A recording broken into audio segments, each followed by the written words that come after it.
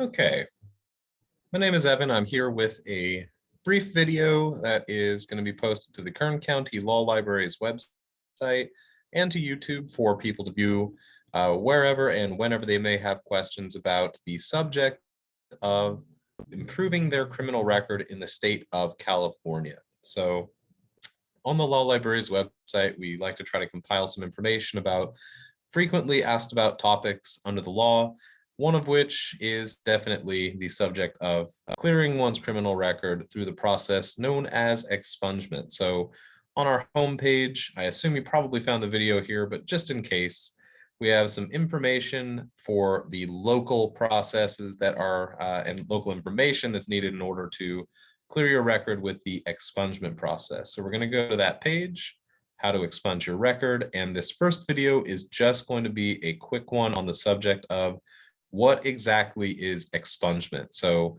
what we are going to do is check out this brief slideshow. I'm going to give you some commentary on top of it. So I've downloaded it. It is right here. And what we're going to do is just move through the content and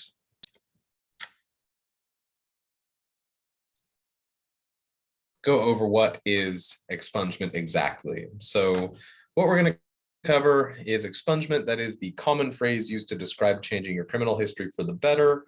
We're going to describe how it does that, what it does not do, and how it can benefit you. So again, we're going to define it. We're going to go over what it is not, and we're going to say what the possible benefits are in your case. So what I encourage you to do is this. If you want to pause the video here for a moment, you can read part of the text that is going to come from the penal code that governs expungement in the state of California.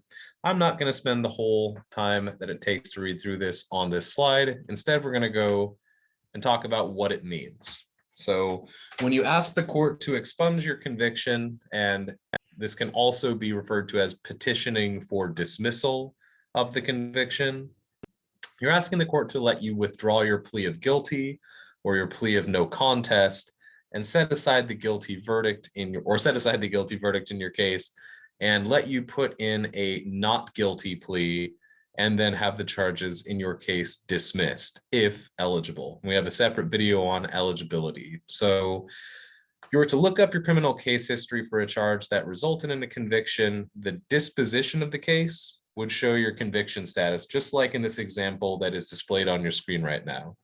So this may not be your disposition. Keep that in mind. This is just an example to illustrate the point. So right here where it says charge disposition, and this graphic, by the way, taken from the Kern County Superior Court's case information lookup page, and we'll show you how to do that on this website too. The charge disposition says pled guilty.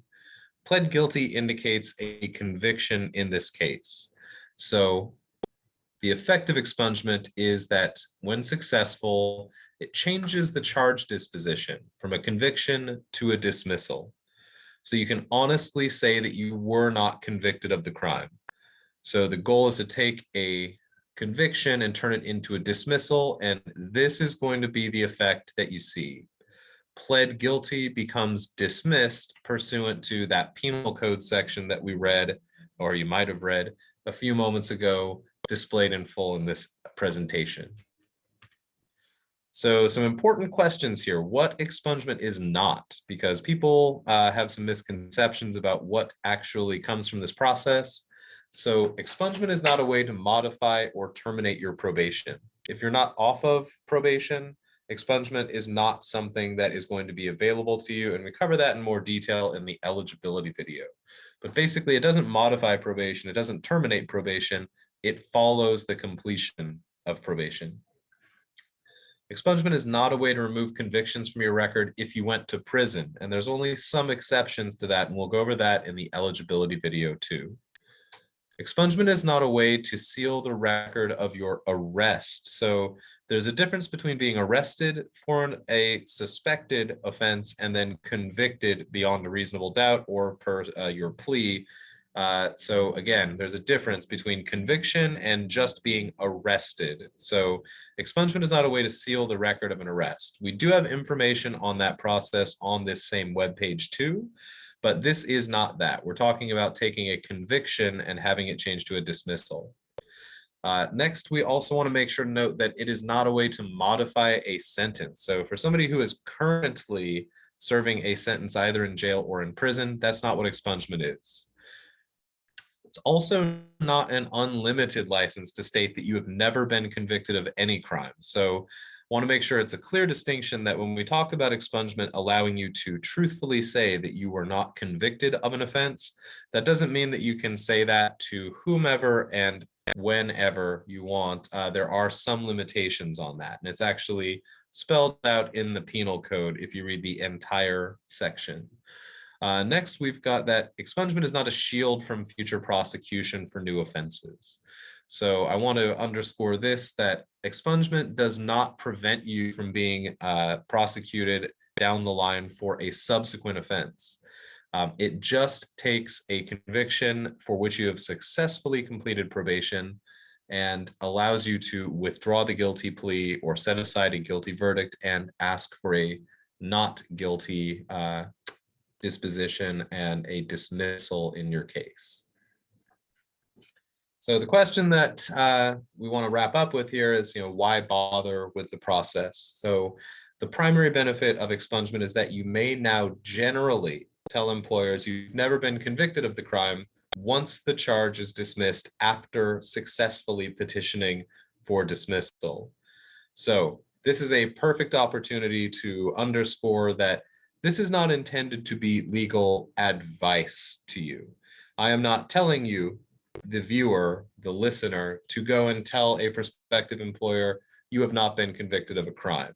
This is an informational presentation which states that is generally the case, and the exceptions that are actually laid out in Penal Code section 1203.4 are listed right here on the screen. So if you're applying to work with the California State Lottery Commission, you are not excused from disclosing old convictions. If you're registering to run for public office, you are not excused from disclosing old convictions. And if you're applying for licensing through a California state licensing body, such as the State Bar of California, you may need to disclose your convictions there as well. So otherwise, you generally do not have to disclose your old convictions to new employers. So if you are still uncertain, though, if you would like to have the very specific facts of your particular case evaluated as to whether you should or should not disclose an old conviction to a prospective employer, please do not rely on this presentation as the final resource on which you rely. Be sure to consult with a criminal defense attorney who can evaluate the facts of your matter with particular reference to the facts of your case, not just a general statement. This is meant to be informational and it applies generally, but may not in your case. So feel free to consult with an attorney if you want to make sure to cover your bases and get some specific advice on the basis of your case. Quick summary: expungement effectively undoes a conviction and replaces it with a dismissal. Does not excuse you in all circumstances forever from disclosing your conviction. For most of the jobs for which you will apply, you do not have to report a conviction if you have had it expunged.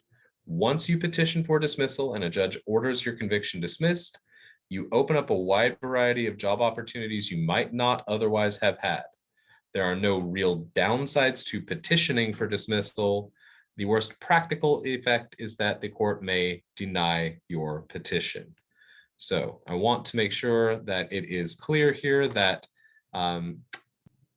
as far as the major upsides here, that in the far and away the most common and salient reason why people are looking for this is to improve employment prospects. So if that sounds like something you'd wish to pursue, I do encourage you to go on to the eligibility video, or if you've decided that you are eligible, you can skip straight to the video on how to fill out the forms.